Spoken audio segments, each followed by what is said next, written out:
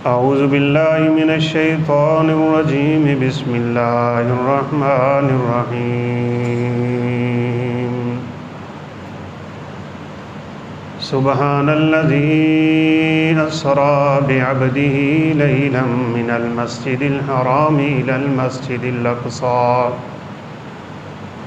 अल्लज़ी बारकना हौलहू लिनुरियहू मिन आयातिना इन्नहू हुवस्समीउल बसीर।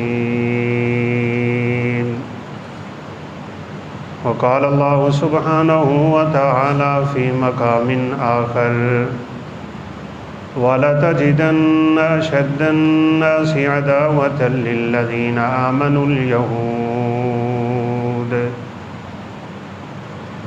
वक़ाल अल्लाहु सुब्हानहू व तआला फ़ी मक़ामिन आख़र या अय्युहल्लज़ीना आमनू ला तत्तख़िज़ुल यहूद वन्नसारा औलिया।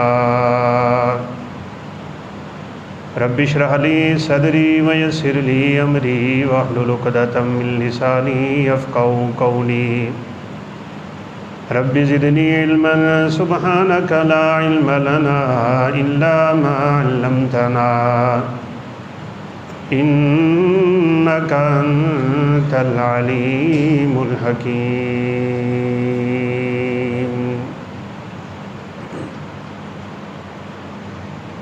मुख्तसर हम्दो सना के बाद साबका 10 दिनों से इसराइल की फ़लस्तीन पे बमबारी शुरू है। बिलखुसूस गज़ा की पट्टी पे इसराइल बड़े ताबड़तोड़ हमले कर रहा है। हमें ऐसे वक़्त में क्या करना चाहिए, हमारी क्या ज़िम्मेदारियां बनती हैं।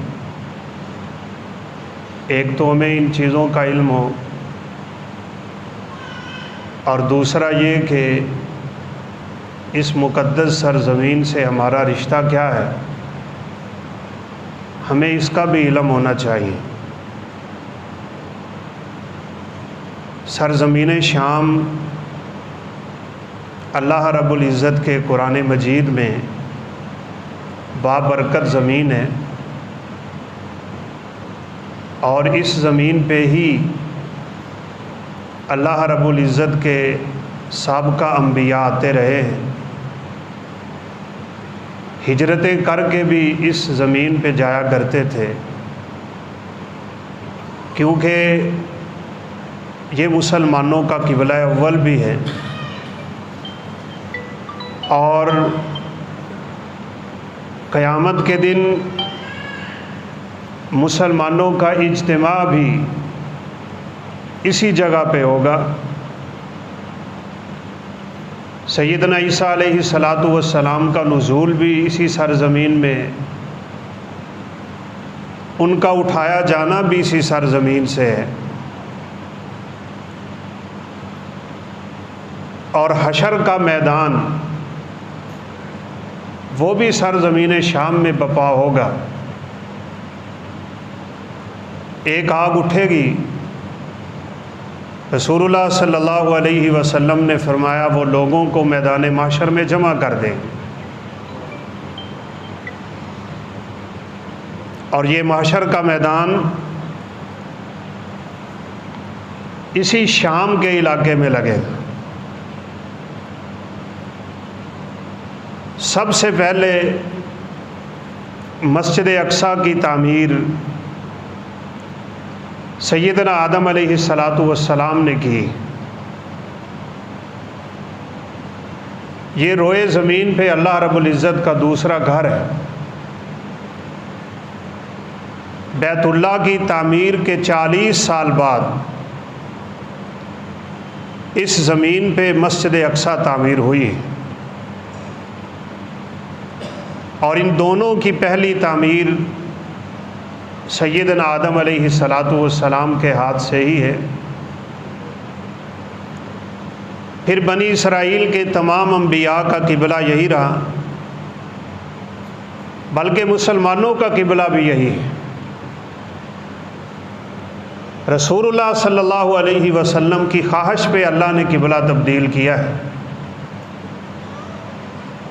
आपकी मक्की ज़िंदगी की सारी नमाज़ें बैतुल मक़दस की तरफ मुँह करके, लेकिन आप वहाँ क्या करते? ऐसे मुकाम पे खड़े होकर नमाज पढ़ते थे कि बैतुल्लाह भी सामने हो और चेहरा भी बैतुल मक़दस की तरफ। जिस जानिब बैतुल्लाह का दरवाज़ा है आप उसकी तरफ खड़े हों, यानी दरवाज़े की तरफ चेहरा करके, तो बैतुल्लाह और बैतुल मक़दस का रुख एक ही। फिर आप मदीना तशरीफ़ लाए, 16 या 17 महीने मदीना मुनव्वरा आमद के बाद भी आपकी नमाज़ें बैतुल मक़दस की तरफ हैं। लेकिन आपकी ख्वाहिश ये ज़रूर थी कि अल्लाह किबला तब्दील कर। और ये ख्वाहिश क्यों है? एक तो इसलिए भी कि आप सल्लल्लाहु अलैहि वसल्लम हर काम में यहूदो नसारा की मुखालफत को पसंद करते हैं। आप आज का पहला सबक ही ये याद करें, रसूलुल्लाह सल्लल्लाहु अलैहि वसल्लम यहूदो नसारा पे लानते करते रहे, हर बात पे उनकी मुखालफत करते रहे, हत्ता कि ये किबला अव्वल भी आप सल्लल्लाहु अलैहि वसल्लम की ख्वाहिश पे तब्दील हो गया। हमें सबसे पहला काम ये करना है कि यहूदो नसारा का बाईकाट करना है। लेकिन बड़े अफसोस से कहना पड़ता है, हमारी ज़िंदगी गुजारने के असालीब ही गैर मुस्लिमों जैसे, हमारा रहना सहना ही गैर मुस्लिमों जैसा है, हमारे तौर तरीके ही उन जैसे, हमारे चेहरे मोहरे ही उन जैसे हैं। हमने अपने शबो रोज़ को बिल्कुल यहूदो नसारा की तरज पे बनाया हो।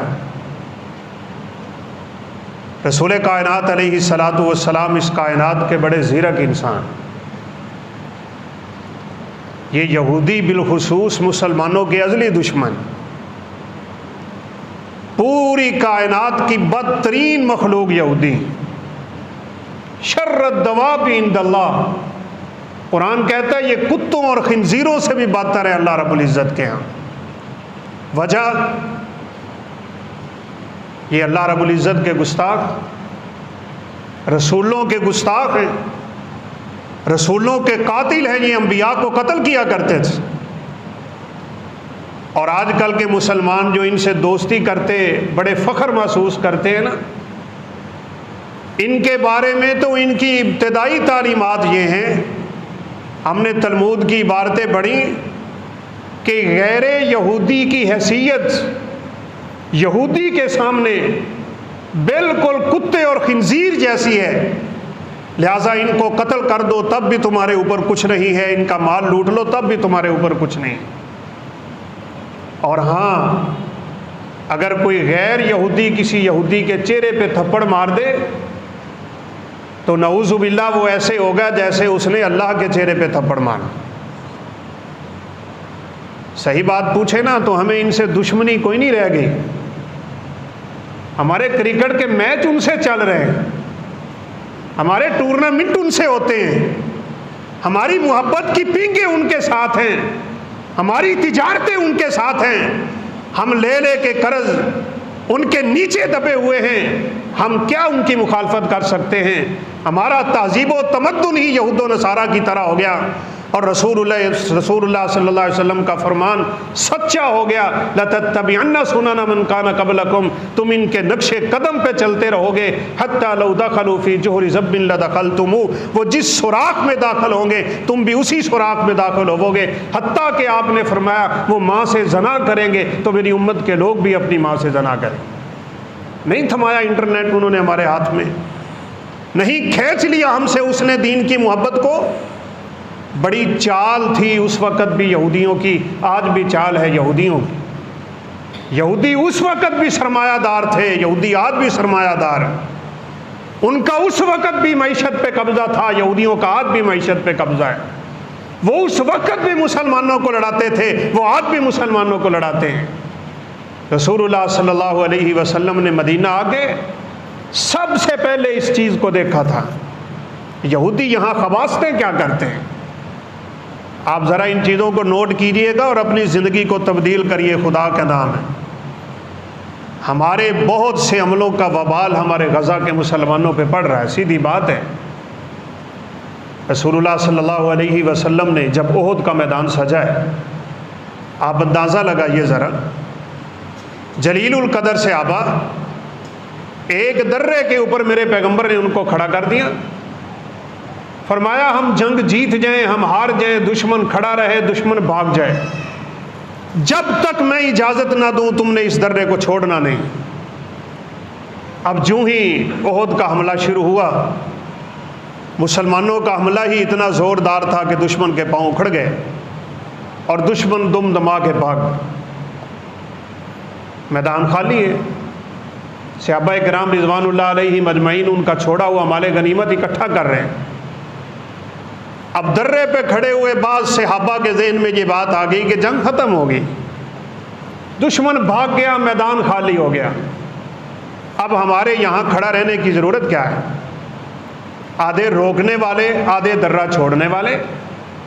अंदाज़ा लगा लें आप, सहाबा किराम हैं, उम्मत के जलीलुल कदर अफराद हैं, अल्लाह से जन्नत की बुशारत पाने वाले लोग हैं, जिनके ईमान को अल्लाह ने हमारे लिए कसवटी करार दे दिया हो। एक थोड़ी सी अल्लाह के पैगंबर की नाफरमानी 70 सहाबा की शहादत का जरिया बनी थी। मैदान जंग बदल गया था, मेरे पैगंबर का चेहरा जख्मी हुआ, दंदान जख्मी करवाना पड़े, गड्ढे में गिरना पड़ा, हुबल और उज़्ज़ा के नारे सुनना पड़े, एक छोटी सी नाफरमानी की वजह से, और शायद वो नाफरमानी भी भूल की वजह से हुई थी। आप बताएं आज मुसलमानों का अपने पैगंबर की सुन्नत से मोहब्बत कितनी रहे। हम कैसे नबी कायनात के फरामीन की धज्जियां उड़ा रहे हैं, फिर अल्लाह की नुसरत आए हमारे पास। उनकी तो एक छोटी सी लग्ज़श थी कि अल्लाह रब्बुल इज़्ज़त ने फ़तह को शिकस्त में तब्दील करके रख दी। जब जंगे हुनैन का मौका आया ना, तो उस वक्त सहाबा की तादाद बहुत ज़्यादा है। अल्लाह अकबर। किसी सहाबी की ज़ुबान से ये कलमा निकल गया कि आज दुश्मन तादाद की वजह से हमसे नहीं जीत सकता, इतनी तादाद है हमारी के तादाद के बलबोते पे आज हम हारेंगे नहीं। बस अल्लाह को ये बात पसंद नहीं आई। हवाज़न और सकीफ के तीर अंदाजों ने यूं तीर मारे सहाबा को, मैदान उखड़ गया था और सहाबा पीठ फेर गए थे। फिर अल्लाह रब्बुल इज़्ज़त ने मुआफ़ी का ऐलान दिया उनको, और कुरान में आयत आई, वयौम हुनैनिन इज़ आजबतकुम कसरतुकुम फलम तुगनी अनकुम, कोई चीज काम ना आ सकी तुम्हारे, तुमने अल्लाह रब्बुल इज़्ज़त पे तवक्कुल को छोड़ के अपनी तादाद पे फख्र क्यों किया था। तुम्हारी ये बात ही अल्लाह को पसंद नहीं आई।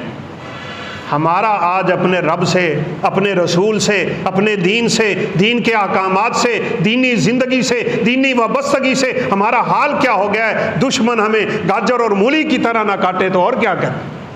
तादाद भी होगी, असलहा भी होगा, फ़ौजें भी होंगे, 57 ममालिक की फ़ौजें भी हैं, एटम बम भी हमारे पास है, लेकिन हम उनके सामने बिछे चले जाते हैं। वजह यह है कि हम उनकी साजिशों को और उनकी जालों को समझ ही ना सके और उनके नरगे में जाके बैठ गए और उनसे कर्जे लेके हमने अपने मुल्क चलाने शुरू कर।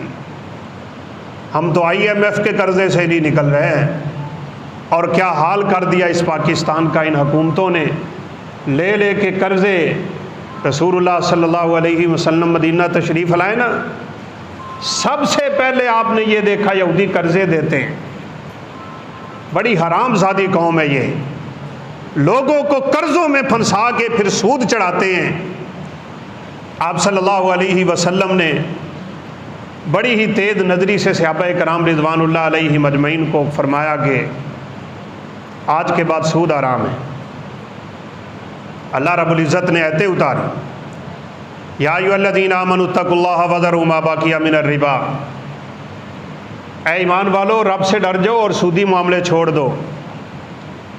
कितने मुसलमान हैं जो सूदी मामलात से बचे हुए हैं।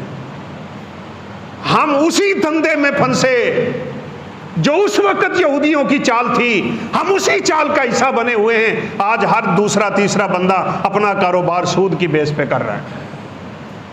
इस वक्त पूरी दुनिया का बैंकिंग निज़ाम सूदी, चाहे वो सऊदी अरब हो, चाहे वो अरब ममालिक। बस दो ही माली निज़ाम दुनिया में होते हैं, या इस्लामी होता है या सूदी होता है। इस वक्त पूरी दुनिया का निज़ाम सूद पे कायम है और हम इन्हीं बैंकों के साथ तिजारतें करते हैं, हम इन्हीं से पैसा रख के मुनाफा लेते हैं, हम इन्हीं का सूद खाते हैं और हम इन्हीं के पीछे चलते हैं। इसीलिए अल्लाह रब्बुल इज़्ज़त का अज़ाब हम पे गिरता है। और अगर किसी के ज़हन में आए ना कि यहूदी भी तो खाते हैं, तो वो फिर क्यों इज़्ज़त की ज़िंदगी जी रहे हैं? काफिर भी तो रब के नाफरमान हैं, वो फिर क्यों इज्जत की जिंदगी रहते हैं? तो याद रखिएगा, इसको इस्तिदराज कहते हैं जी। अल्लाह रब्बुल इज्जत उनके अज़ाबों को तेज करने के लिए करता है, मुसलमानों को झंझोड़ देता है और अल्लाह हमें इन अज़ाबों में मुब्तला करके झंझोड़ता है। एक छोटा सा मजमून कहीं लिखा हुआ था, चंगेज़ की बेटी एक दफ़ा निकली ना तो एक आलिम के पास चंद लोग जमा थे। उसने उस आलिम दीन को बुलाया और कहा, बताओ तुम मुसलमान नहीं हो, तुम्हारे रब पे यकीन नहीं है? कहा है। कहा तुम्हारा तकदीर पे भी ईमान है? कहा हाँ। कहा फिर मानते हो कि अल्लाह रब्बुल इज़्ज़त ने तुम्हारी ज़िल्लतें हमारे हाथ रखी हुई हैं, हम फतह याब हैं, तुम शिकस्त खोर हो और अल्लाह ने हमें तुम्हारे ऊपर तसल्लुत दे दिया, क्या इस चीज़ को मानते हो? कहा मानता हूँ। कहा फिर हमें तस्लीम कर लो। कहा नहीं। वजह? कहा सुन, इसकी वजह क्या है? कहा कभी चरवाहा देखा है जो बकरियां चरवा रहा हो और उसके साथ कुत्ते भी हों? कहा हाँ देखा है। कहा कुत्तों को कब इस्तेमाल करता है चरवाहा? जो बकरी उसके हाथ से निकल रही होती है वो मोड़ता है, मुड़ती नहीं और दूर निकलती चली जाती है, उसको मोड़ने के लिए चरवाहा अपना कुत्ता भेजता है और कुत्ता फिर उसको सबक सिखा के वापस लाता है। तुम इस रोए जमीन पे रब के कुत्ते हो। जब मुसलमान अपने रब से दूर निकलते हैं तो अल्लाह तुम कुत्तों को हमारे पीछे छोड़ता है ताकि ये मुसलमान वापस अपने रब के दीन की तरफ आ जाएं। खुदारा सुन्नतों को अपना लो, नबी कायनात की सीरत को अपना लो। इन यहूदियों ईसाइयों के चेहरे अपने मत बनाओ, अपने घरों का माहौल मत बनाओ। इनके और हमारे दरमियान एक ख़ास फ़र्क होना चाहिए। रसूलुल्लाह सल्लल्लाहु अलैहि वसल्लम ने इन लोगों को गलीज़ कहा, नजस कहा, नापाक कहा। ये नापाक लोग हैं। हमारे अंदर ये सिफ़त होनी चाहिए, हम अकीदे के पाक हों, ईमान के पाक हों, अखलाक के पाक हों, अखलास के पाक हों, तिजारत के पाक हों, ज़ुबान के पाक हों। मुसलमान और गैर मुस्लिम के दरमियान ज़मीन और आसमान का फ़र्क होना चाहिए, लेकिन आज हमारे दरमियान ये फ़र्क नहीं रहेगा। आप सल्लल्लाहु अलैहि वसल्लम ने सबसे पहले इसलिए सूद को हराम करार दें। कुरान के कई मुकामात पे सूद की हुर्मत की आयतें उतर आईं और फिर खुतबा हज्जतुल विदा के मौका पे रसूलुल्लाह सल्लल्लाहु अलैहि वसल्लम ने अलल ऐलान कहा, लोगों सुनो, आज मैं सूद पूरे का पूरा अपने कदमों के नीचे रौंद रहा हूँ। सबसे पहला जो सूद मैं सबको छोड़ रहा हूँ वो मेरे चचा अब्बास का सूद है। जिसने मेरे चचा का सूद देना है मत दे, असल रकम वापस कर दो और सूद हमेशा के लिए आज मैं ज़मीन में दफन करके जा रहा हूँ। लेकिन आज के मुसलमान हट के सूद के कारोबार पे लग गए। हमारा गुजारा नहीं होता, नऊज़ बिल्लाह, हराम ना खाएं तो। याद रखिए, उस वक्त के अरबों सिरदारों को यहूदियों ने इन्हीं कामों पे लगाया था जिन कामों पे आज यहूदियों ने हमारे हुक्मरानों और नंबरदारों और वडेरों को लगाया हो। सीधी सी बात है, उनको पैसे दे दे के ना, सरमाया दे दे के तिजारतें करते थे शराब की, तिजारतें करते थे खजूरों की, तिजारतें करते थे कपड़ों की। उस वक़्त की तिजारत को अपने हाथ में लेके पैसा कमा के इन अरबों को देते और उसके बदले में उनसे चीज़ें गिरवी रखवाते थे। जैसे आजकल आप लोगों के हर चीज़ ही गिरवी रखी जा रही है ना। हमारे बैंक गिरवी हो गए, हमारे इदारे गिरवी हो गए, हमारे स्कूल गिरवी हो गए, हमारे बड़े बड़े इदारे वो गिरवी होते चले जा रहे हैं। यहूदी की चाल वही है, लेकिन मुसलमान नहीं समझ रहा कि मेरे पैगंबर ने मुसलमानों को इन चालों से निकाला कैसे था। उनको पैसे दे दे के ना ज़ाया करवाता है पैसे।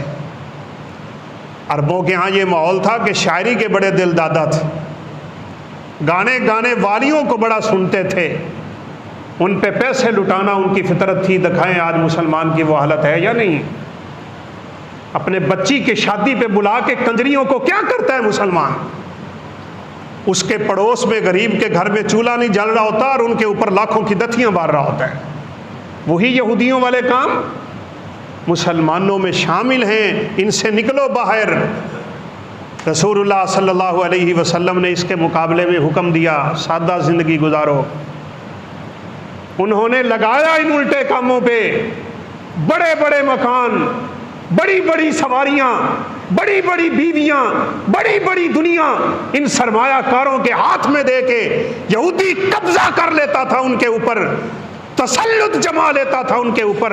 आज भी उसने जमाया हुआ है। हमारे वडेरे जब आते हैं तो इनका हाल क्या होता है, सड़कें बलाक हो जाती, जनाब फलां नाज़म साहब आ रहे हैं, फलां चौधरी साहब आ रहे हैं। वही काम उसने हमारी ज़िंदगी को लगसी बना दिया और हम भी उन्हीं कामों में पड़ के फजूल पैसा उड़ाते हुए नज़र आते हैं। जो काम वहाँ थे वही काम आज यहाँ पे हो रहे हैं। एक गरीब उसके आदमी के हाथ में 70,000 का मोबाइल जब हम देखते हैं ना तो खुदा की कसम रोना आता है। घर में खाना पके ना पके, मोबाइल कीमती से कीमती उसके हाथ में होना चाहिए। घर का माहौल बिल्कुल अय्याशी वाला होना चाहिए। नबी कायनात अलैहिस्सलातु वस्सलाम ने इसकी रोकथाम की और मैं भी आपको दरस दूंगा, अपनी ज़िंदगी को सादा बना लो, पैसे ज़ाया ना करो, बर्बाद ना करो इस दौलत को, इस सरमाए को ज़ाया ना करो। ये रब की नेमत और अमानत है, इसका क़यामत के दिन सवाल होने वाला है। मेहमान के आने पे हम फ़ौरन बाज़ार से पेप्सी क्यों मंगाते हैं? मैं भी शामिल हूँ, आप भी शामिल हैं। हमारे मुसलमानों के घरों में कोई ऐसा घर नहीं है जिस घर से इसराइल पैसे कमा के मुसलमानों पे हमले ना कर रहा हूँ। हमारे घर में बिस्किट भी इसराइल का आएगा, मेरे घर में जूस भी इसराइल का आएगा, मेरे घर में पेप्सी की बोतल भी उन्हीं की आएगी। मैं अपने मुसलमान भाई को दूध पिलाते हुए शर्म महसूस करूँगा, लेकिन बोतल पिलाते हुए नहीं करूँगा। हमने फितरतें छोड़ दी।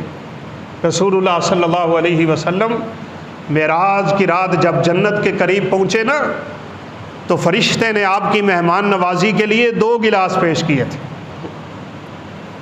एक गिलास में दूध, दूसरे गिलास में शराब। शराब उस वक़्त हराम नहीं थी, शराब मदीना में आके हराम हुई है। मेराज पे आप सल्लल्लाहु अलैहि वसल्लम मक्की ज़िंदगी में गए। आप सल्लल्लाहु अलैहि वसल्लम ने दोनों को देखा तो आप सल्लल्लाहु अलैहि वसल्लम ने दूध का गिलास पकड़, अल्लाहु अकबर। फरिश्ते ने कहा, आप बिल्कुल फितरत इंसानी के मुताबिक आए हो, आपने एन फितरत के मुताबिक काम किया है। अगर आज आप शराब पकड़ के पी लेते आपकी उम्मत हमेशा के लिए गुमराह हो जाती। अल्लाह रब्बुल इज़्ज़त ने तो दूध को और नबी कायनात अलैहिस्सलाम ने दूध को फितरत कहा है। मेहमान को करो ना दूध पेश, वो अलहदा बात है। हमने दूध को भी ना खालिस रहने दिया। हमारे ऊपर रब के अजाब ना आए तो और क्या है। हमारी सारी ज़िंदगी ही दीन के अहकामात से हटी हुई है भाई। आप सल्लल्लाहु अलैहि वसल्लम ने ख़ुद सादा ज़िंदगी गुजारी। हालांकि आप चाहते तो आप सल्लल्लाहु अलैहि वसल्लम को अल्लाह रब्बुल इज़्ज़त की तरफ से पैगाम भी मिला और आप सल्लल्लाहु अलैहि वसल्लम को ये पेशकश भी हुई, आप जब चलेंगे तो आपके साथ साथ सोने के पहाड़ चलेंगे। बताएं आप चाहते? अल्लाह अकबर। आप सल्लल्लाहु अलैहि वसल्लम ने फरमाया, माली वली दुनिया, मुझे क्या लगे दुनिया से, मेरा क्या है इस दुनिया में। उमर फ़ारूक आए थे ना और कैसर व कसरा की रौनकें बड़ी मशहूर थी। उनके सोने के पलंग, उनके सोने के तख़त हमारे भी हैं, ये नहीं है कि नहीं है।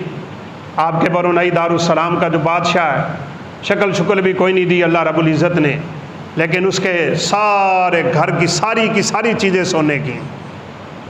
आया था आपके मुल्क में, वो रसूलुल्लाह सल्लल्लाहु अलैहि वसल्लम का झूठा जूता लेने के लिए कि सुना है तुम्हारे पास 2 जूते हैं सरवरे कायनात के, एक मुझे दे दो और एक मुंह मांगा इनाम ले लो, जो लेना चाहते हो। लेकिन हुकूमत ने कहा नहीं, इन बेचारों को क्या पता कि सरवरे कायनात की इस वक्त ज़मीन पे कोई चीज़ है ही नहीं, अल्लाह ने रखी ही नहीं है, बचने ही नहीं दी, ताकि ये उम्मत उसके ज़रिए पैसा कमा के अपने अकीदे को बर्बाद न कर बैठे।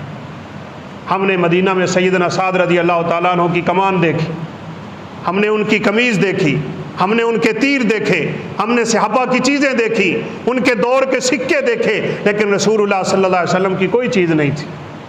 वो आया लेने के लिए, उसकी गाड़ियाँ सोने की हैं, उसके जहाज़ सोने के हैं, उसके वाशरूम सोने के हैं। बताओ अल्लाह रब्बुल इज़्ज़त को क्या जवाब देगा? हमारे बादशाह कौन से कम हैं? गरीबों का खून चूस चूस के वो जो ज़िंदगियाँ गुजार रहे हैं, हम सब जानते हैं। बादशाह तो बादशाह, हमारे आम आदमी की ज़िंदगी भी कम नहीं है। वो भी बाज़ार से खाना न ले तो उसे आराम नहीं आता, चस्केदार ज़िंदगी गुजारने की आदतें पड़ी हुई हैं। रसूलुल्लाह सल्लल्लाहु अलैहि वसल्लम ने इसको ख़त्म कर दिया। उमर फ़ारूक रज़ी अल्लाह ताला अन्हु दाखिल हुए, रसूलुल्लाह सल्लल्लाहु अलैहि वसल्लम आराम फरमा रहे थे, आपके बदन पे कपड़ा नहीं था और खजूर की चिटाई आपके नीचे है, उसके निशान आपके बदन मुबारक पे पड़े हुए थे। आपके कमरे मुबारक में यूं करके नज़र दौड़ाई, कोने में खुशक खजूरों का एक खोशा लटक रहा है, एक पानी का छोटा सा बर्तन है, ये नबी कायनात का कुल सरमाया है। उमर फ़ारूक रोए ना तो रोते रोते आवाज़ बुलंद हो गई। आप सल्लल्लाहु अलैहि वसल्लम बेदार होए, फरमाया उमर क्या हुआ? कहा आप रब ताला के पैगंबर, कायनात के सिरदार, सारी कायनात के दुनिया और आखिरत में आप सिरदार हैं। कहाँ कैसरो कसरा की रानाइयाँ, कहाँ उनकी आराइश फरमाइश, कैसी उनकी ज़िंदगी, और आपका घर का हाल क्या है? ये खजूरें और वो भी सूखी हुई, ये चिटाई और वो भी खजूर के पत्तों की, और आपके बदन पे कपड़ा भी नहीं है। आप ये कैसी ज़िंदगी गुजारते हैं? हालांकि चाहिए ये था कि आपकी ज़िंदगी उनसे खूबसूरत होती। तो आप सल्लल्लाहु अलैहि वसल्लम ने फरमाया उमर क्या बात कर रहे हैं? लहुम फिद दुनिया वलना फिल आखिरा। मोमिन दुनिया में दिल नहीं लगाता, मोमिन दुनिया को वैसे गुजारता है कि जैसे अल्लाह रब्बुल इज़्ज़त ने किसी को मजबूर करके भेजा था और वो अपनी ज़िंदगी गुजार के चला जाए। फरमाया हमें क्या लगे दुनिया से, ये दुनिया अल्लाह काफरों को देता है, जन्नत की सिरदारियाँ अल्लाह ईमान वालों को नसीब करता है। लिहाजा सहाबा किराम ने यही काम किया है। एक वक़्त था सैयदना मुसअब बिन उमैर रज़ी अल्लाह ताला अन्हु जिस गली से गुज़रते थे ना, शाम तक गुजरने वालों को पता चलता था कि यहाँ से मुसअब बिन उमैर गुजरे हैं। ऐसी खुशबू का इस्तेमाल, एक दिन मैंने पढ़ा सऊदी अरब में भी एक शहजादा इस वक्त रोज़ाना 3 से 4 लाख रुपए पाकिस्तानी की खुशबू लगाता है। हम हट के चले उन्हीं कदमों पे।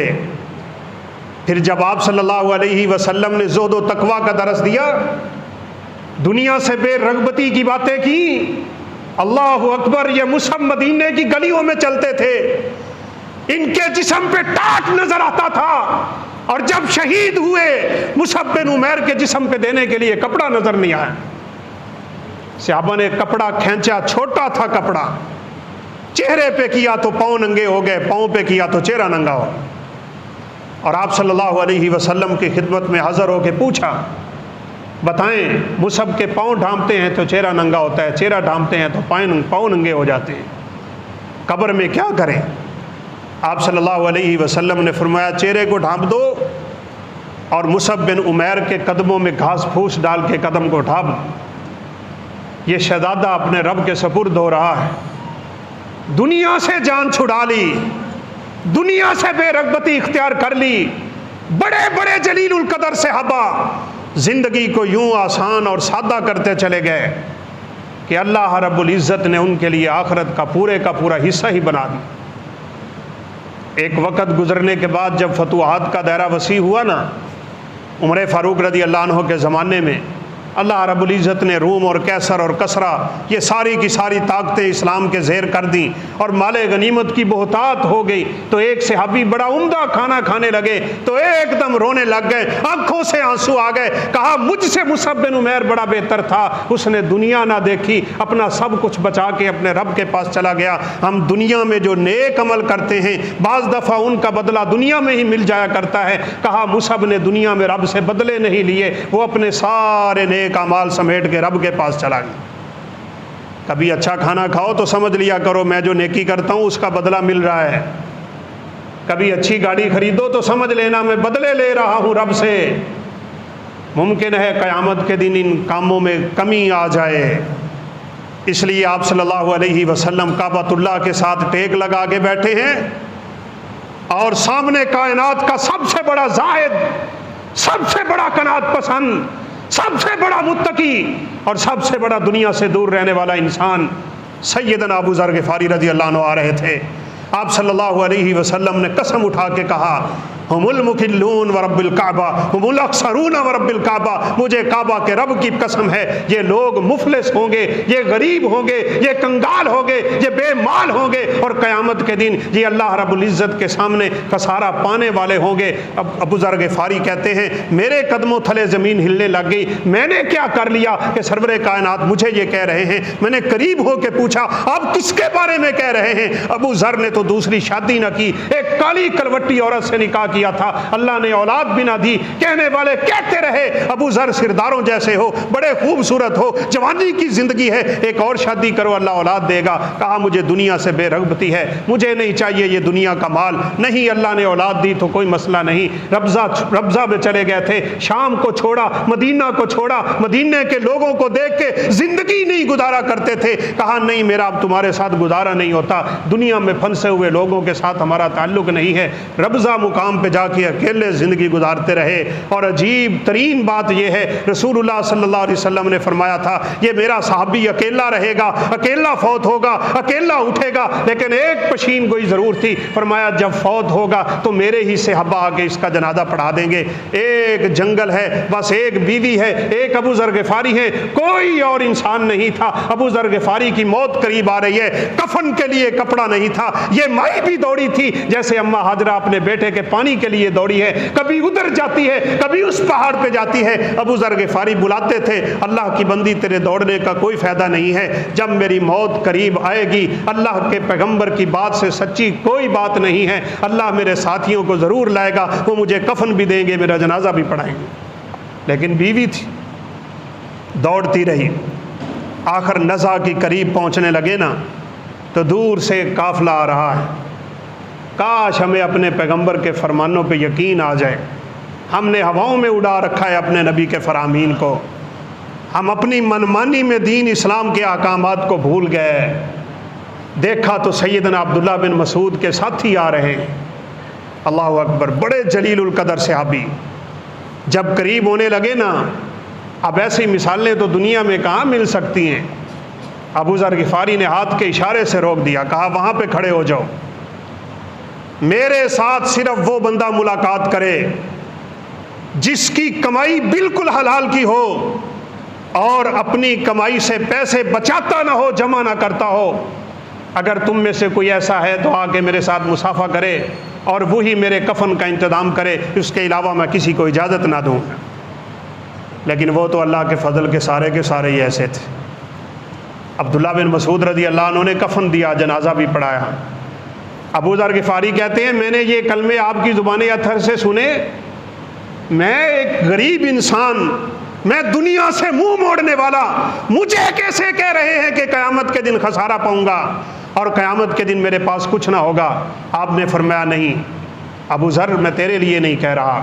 कहा मन हुम या रसूल अल्लाह सल्लल्लाहु अलैहि वसल्लम, फिर रब के हबीब हमें बताएं कौन है क़यामत के दिन कंगाल, कौन है क़यामत के दिन मुफलिस, कौन है क़यामत के दिन बेमाला, जो अल्लाह के सामने यूँ खड़ा होगा कि उसके पास कुछ भी नहीं है और क़यामत के दिन खसारा पाने वालों में खड़ा होगा।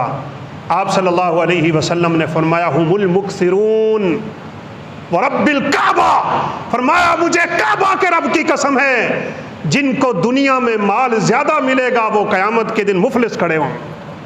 कुछ नहीं होगा उनके हाथ में वहाँ पे। हाँ, एक इशारा दे दिया मेरे नबी ने, आपने अपने हाथों से कहा इल्ला मन काला हा कज़ा वहा कज़ा वहा कज़ा वहा कज़ा। सिर्फ वही मालदार क़यामत के दिन रब से कुछ लेने वाले होंगे जिन्होंने दुनिया में नेकी के हर रास्ते पे अपना माल लुटा दिया। इधर मौका मिला तो इधर, उधर मिला तो उधर, यहाँ मिला तो यहाँ, यहाँ मिला तो वहाँ। तो चले, बात आ ही गई है तो हम आपको इशारा भी कर देते हैं। इस वक्त हमारे गज़ा के मुसलमान रब्बे काबा की कसम तरस रहे हैं। उनका पानी बंद है, कई इलाकों में बिजली बंद है, टावर बंद कर दिए। मुझे गज़ा से एक भाई ने भेजी है पोस्ट खुद, अल्लाह अकबर, कैसे अजीब लोग हैं। 11 साल का बच्चा, उसका 11 साल का बेटा है, कुरान पाक हिफ्ज़ कर रहा है, और जब 7 बमबारी हुई ना तो दौड़ के अपने बाप के सीने से लगा है और उसने पता क्या कहा अब्बू एक दुआ कर दो, मेरे ऊपर तब तक बम ना गिरे जब तक मैं अपने रब के कुरान को सीने में महफूज ना कर। लेकिन वो इस वक्त इस जद में आ गए। भाइयों, सीधी सी बात है, रसूलुल्लाह सल्लल्लाहु अलैहि वसल्लम ने जो पशीन गोइयाँ की हैं वो पूरी होने वाली हैं। अब मलाहिम का दौर है। मेरे पैगंबर ने फरमाया था जब क़यामत करीब होगी तो जंगें शुरू हो जाएंगी। अब तूल पकड़ने वाली है जंग, इसमें कोई शक नहीं है। इसी यहूदी ने और इन्हीं ईसाइयों ने अफ़गानिस्तान को नेस्तो नाबूद करने के लिए वर्ल्ड ट्रेड सेंटर उड़ाया था। आज यहूदियों ने गज़ा की पट्टी को नेस्तो नाबूद करने के लिए अपने ऊपर खुद हमले करवाए हैं।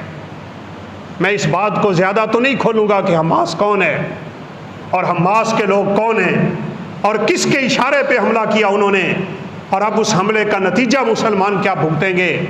आपने सुन रखा होगा, आप लोग हमसे ज़्यादा मीडिया से वाकिफ़। इसराइल के सदर ने कहा अब लंबी जंग होगी।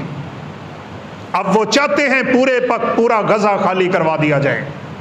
20 लाख से ज़्यादा मुसलमान आबाद हैं, सुन्नी आबादी है यहाँ पे।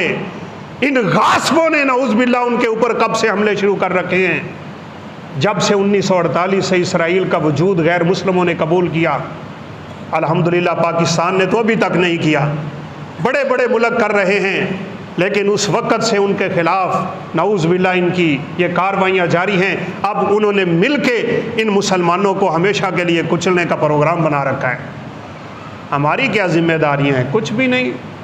हम तो उन्हीं का खाना पीना इस्तेमाल करेंगे, हम तो उन्हीं को पैसा देंगे, हम तो उन्हीं से कर्जे लेंगे, हम तो उन्हीं के साथ मैच खेलेंगे, हमारी तो उनके साथ यारियां चलेंगी।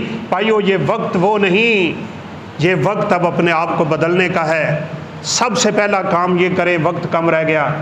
मैं इशारा करता चला जाऊं, रसूलुल्लाह सल्लल्लाहु अलैहि वसल्लम ने ये यहूदियों के सारी साजिशें देख के ना मुसलमानों को बड़ी लताफत और बड़ी बारीक बीनी से उनसे निकाला था, जिनमें सबसे पहले यही था अपनी ज़िंदगी को सादा बना लें, पैसे ज़ाया करना मत, और ये कर्ज़े ले ले के अपनी ज़िंदगी गुजारने वाली आदत ख़त्म कर दें।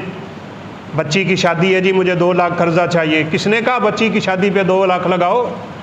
अल्लाह के पैगंबर की बेटी से बढ़ के बेटी होगी ये तेरी? हमें ये दुनिया के ताने मार देते हैं, खुदा की कसम। सरवरे कायनात असर की नमाज पढ़ाई है, मैंने आपको पहले भी बात कही, पता ही नहीं है किसी को। नमाज पढ़ा के आपने फरमाया मेरे साहबा बैठे रहना, मेरी बेटी फातिमा का निकाह होने वाला है, ये शादी है। अली तशरीफ़ लाए थे, कहा रब के हबीब मैं आपकी बेटी से निकाह करना चाहता हूँ। फरमाया अली यहाँ बैठो। सीधे गए फातिमा, बेटी अली का निकाह का पैगाम है, बता तेरा क्या इरादा है। फातिमा खामोश हो गई। बेटी की खामोशी इजाज़त होती है। आप आए, फरमाया अली जाओ हक महर का इंतज़ाम करो। अल्लाह अकबर। अली फरमाने लगे मेरे पास कुछ भी नहीं, ये सरवरे कायनात की बेटी का निकाह हो रहा है। हम ना खुदा की कसम उठा के कहता हूँ, लोगों को राज़ी करने के लिए अपनी दुनिया और आखिरत तबाह कर रहे हैं। लोग राज़ी नहीं होते। मैं दिखाता हूँ लोगों को मैं क्या चीज़ हूँ, मैं कितने प्रोटोकॉल के साथ ज़िंदगी गुजारने वाला हूँ, मेरी शादी कितने उरूज पे होती है, मेरा ख़र्चा इतना हो गया, बड़े दावे से बता रहे होते हैं बेचारे, लेकिन इतना नहीं पता होता कि ये क़यामत के दिन वबाल है जो हमेशा के लिए गले में डाल। आपने फरमाया अली जो जंग पहन करते हुए तू कमीज़ पहनता था ज़िरा लोहे की, वो है तेरे पास? कहा है। हालांकि सैयदा फातिमा के किस काम की है वो ज़िरा? फरमाया ले आओ, हक मार देना ज़रूरी होता है, मैं उसी तेरी ज़िरा के बदले में अपनी बेटी का निकाह तुझसे कर देता हूँ। हमने शादियों पे उड़ाए, अपनी ज़िंदगी को सादा बना लें। बेटों की शादी हो, बेटियों की शादी हो, गमी का मौका हो, खुशी का मौका हो, गमी के मौका पे पैसे लगाने की ज़रूरत क्या है? हमने बाबे के तीजे साते 40वें पे इतनी रकम उड़ा दी और क्या क्या खिला दिया हमने लोगों को। कर्जे ले ले के दब गए हम कर्जों में, बस किस लिए? लोग क्या कहेंगे? एक बात पे आज का लोग मर रहे हैं, लोग क्या कहेंगे? ओए भाई ये सोच तेरा दीन क्या कहता है, फरिश्ता क्या कहेगा, तुझसे पूछेगा, तेरा सवाल का जवाब क्या होगा, और फिर जब रब पूछेगा तो तू क्या कहेगा? इधर आ, तेरी ज़िंदगी सीधी हो जाए, सादा ज़िंदगी गुजारे। रसूलुल्लाह सल्लल्लाहु अलैहि वसल्लम ने एक और बड़ा बारीक नुक्ता पकड़ा था उनका। यहूदी औस और खजरज के दरमियान लड़ाइयाँ करवा रहे थे। बड़े बड़े कबीले दो ही थे मदीना में, दोनों के सिरदारों का नाम साद है, दोनों ही लड़ते हैं और महीनों महीनों छोटी सी बात पे रसूलुल्लाह सल्लल्लाहु अलैहि वसल्लम ने उनकी मोहब्बतें कायम करवा दी। आपस में लड़ना छोड़ दो। कब तक लड़ोगे रिश्तेदारों के साथ? कब तक लड़ोगे हमसाये के साथ? कब तक लड़ोगे मुसलमान भाई के साथ? कब तक हमारे इख्तिलाफ कायम रहेंगे? कब तक बरेलवी और सुन्नी वहाबी का चर्चा होता रहेगा? कब तक हम इन इख्तिलाफात में डूबे रहेंगे? दुश्मन हमें कुचल गया और हम इन इख्तिलाफात से बाहर न निकल पाए। रसूलुल्लाह सल्लल्लाहु अलैहि वसल्लम ने सबसे पहले इसको कुचला है। लिसानी तासुब, कौमी तासुब, मिली तासुब, खानदानी तासुब, मेरे पैगंबर ने फरमाया मैं अपने पैरों के तले रौंद के जा रहा हूँ। लेकिन अल्लाह अकबर, जाते जाते आपने ये भी कह दिया था अरबाउम मिन उम्मती ला यतरुकूनहुन्ना, 4 चीज़ें मेरी उम्मत में रहेगी, इन्होंने छोड़ना नहीं है। अल फ़ख्रु फिल अंसाब व तानु फिल अहसाब, अपने ख़ानदान पे फ़ख्र करेंगे, दूसरों को गालियाँ देंगे, दूसरे को नीचा दिखाने की कोशिश करेंगे, इसको ख़त्म कर दें। आपने औस और खजरज की जब लड़ाई बंद करवाई है ना, तब मदीने में ताकत उठी है मुसलमानों की। तब आप सल्लल्लाहु अलैहि वसल्लम ने यहूदियों को ज़ेर किया, फिर यहूदियों से आपने मुआहदे किए, तिजारत उनके हाथ से आपने ऐसा ऐसा ली। और एक मौका है, आप हदीस पढ़ें, औस और खजरज की लड़ाइयाँ जब बंद हुई ना, ये आपस में बैठे मोहब्बत की बातें करते थे। एक यहूदी बूढ़ा, उसने जानबूझ के जाके औस और खजरज के पुराने किस्से शुरू कर दी ताकि कहीं ये लड़ाई फिर से भड़क उठे। और जब हुई तो वही बात किसी औस कबीला के सहाबी की ज़ुबान से निकल गया खजरज के ख़िलाफ़ बात। एक खजरजी ने उसको बात की, यूं फिर लड़ाई भड़कने लग गई। उन्होंने कहा आ जाओ, फिर हो जाए वही मार्का जो पहले हुआ करता था। कहा आओ, असैफ असैफ की आवाज़ें लग गई। कहा तलवारें पकड़ो, औस वाले तलवारों पकड़े खजरज वाले, और बाहर निकलना चाह रहे थे कि मेरे पैगंबर को इल्म हो गया। आप भाग के घर से तशरीफ़ ले गए। आपने फरमाया अल्लाह के बंदो, मेरे होते हुए ये जाहलियत की आवाज़ें तुम्हारी फिर से शुरू हो गई, ये जाहलियत की पुकारें तुम फिर निकालना शुरू हो गए हो। मैंने कितनी मुश्किल तुम्हारी मोहब्बतें कायम की थी, क्या अल्लाह रब्बुल इज़्ज़त ने तुम्हें ये अपनी नेमत से सरफराज नहीं किया? अल्लाह फ़बैना कुलूबिकुम, कि अल्लाह ने तुम्हारे दिलों को मिला दिया। फिर जाके ये मामला ठंडा हो गया।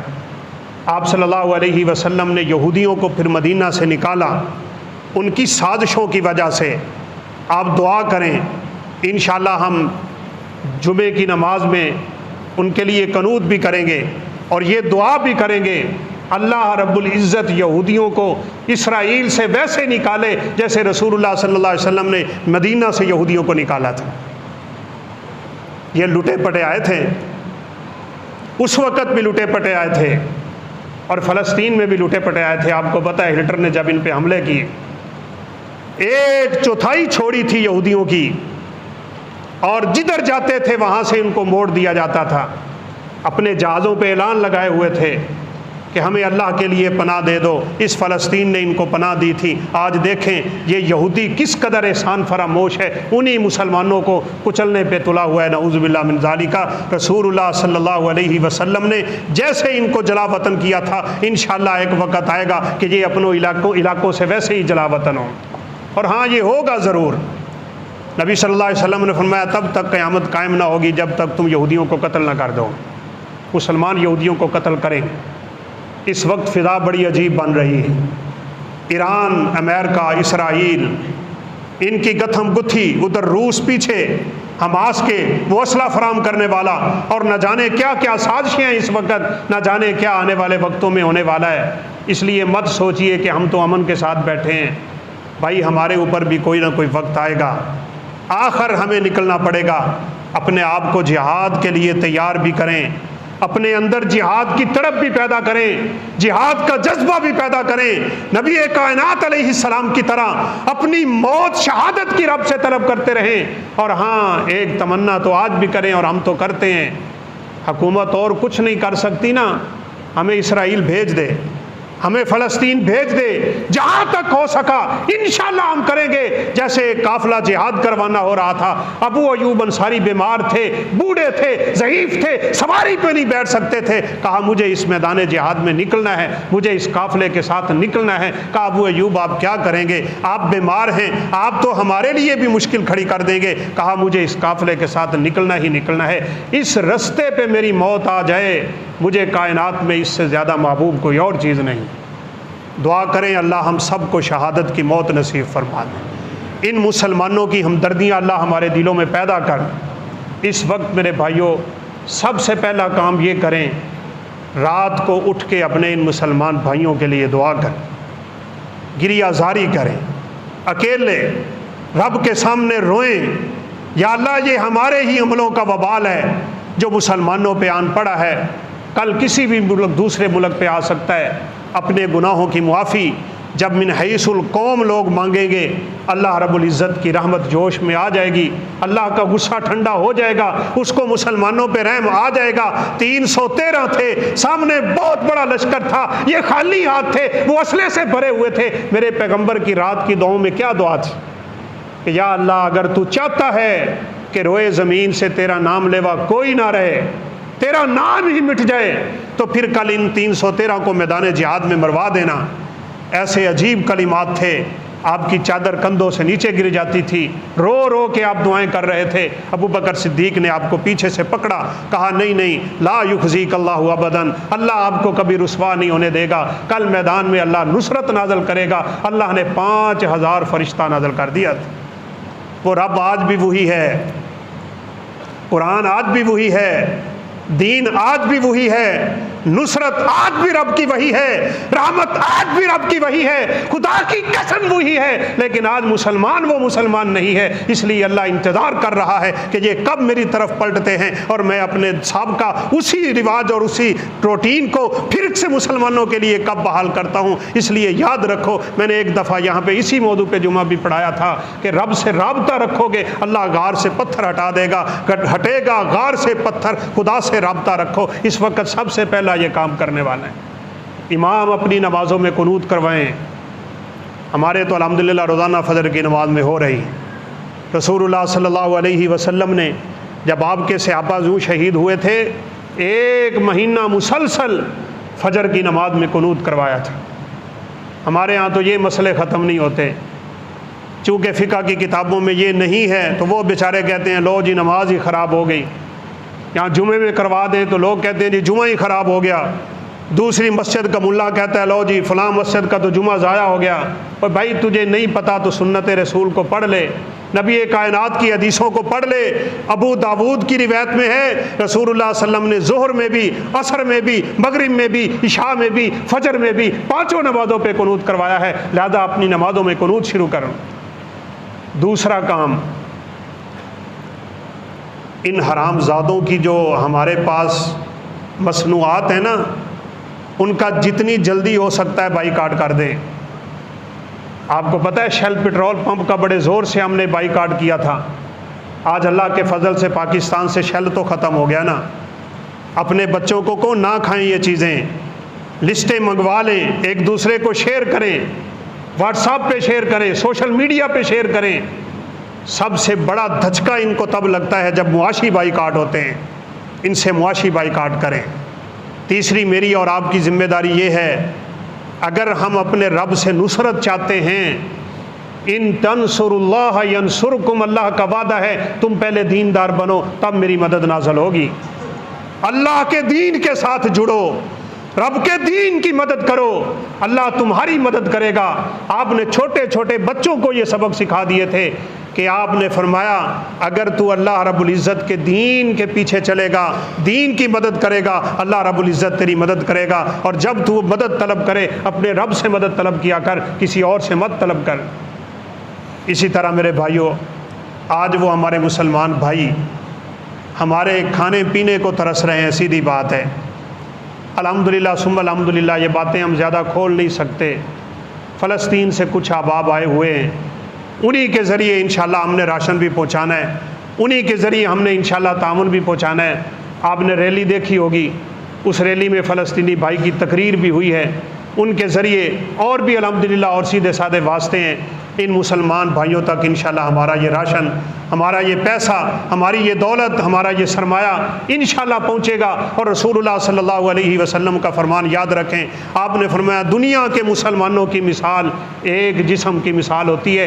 जिस्म का एक टुकड़ा अगर इंसान का बीमार हो, तकलीफ़ में हो, सारा जिस्म आराम नहीं पा सकता। हमें नींद नहीं आती, न जाने कैसे हम सोते हैं आराम की नींद, खुदा की कसम। हमारा ईमान कमज़ोर, हमारा अखलाक कमज़ोर, हमारा रिश्ता कमज़ोर, हमारा कुरान से ताल्लुक़ कमज़ोर, हमारा इस्लाम से इतना ताल्लुक़ कमज़ोर है कि वो बेचारे फास्ट फोर्स बम्बों की जद में हैं और हम लोग रात को सोते हुए मोबाइल पे फ़िल्म देख के सो रहे हैं। तौबा करें, तौबा, अपने रब से तौबा करें कबल इसके कि ये हालात मुल्क पाकिस्तान के भी बनते चले जाएँ।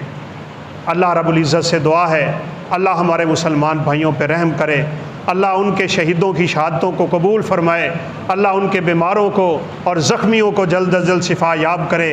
वो बच्चे जो बापों के साए से महरूम हो गए, अल्लाह उनका मुस्तकबिल अच्छा कर दे और अल्लाह मुसलमानों को इस्लाम की तरफ पलटने की तौफ़ीक नसीब फ़रमाए, हर ज़हरी और बातनी फ़ितने से हमें महफूज फ़रमाए। व आखिर दावाना अनिल हम्दुलिल्लाहि रब्बिल